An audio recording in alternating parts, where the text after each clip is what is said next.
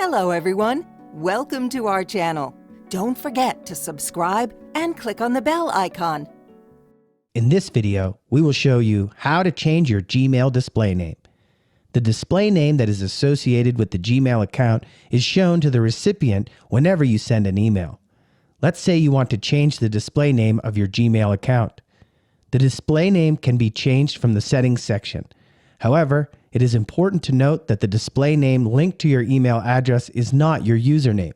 You can't change your username or Gmail address. Let's get started. When signed into your Gmail account through the web browser, click on the settings icon on the top right corner. From the menu that opens up, click on See All Settings. From here, move to the Accounts and Import tab. Move to the Send Mail As section here and click on the Edit Info option.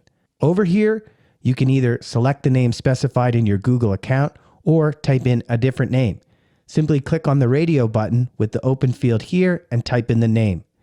Once done, click on Save Changes and the Gmail display name will be updated. Here you can see that the Gmail display name is updated. That's all.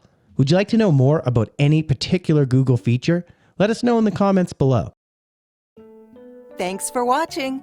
If you enjoyed this video, please make sure to give it a thumbs up and subscribe to our channel.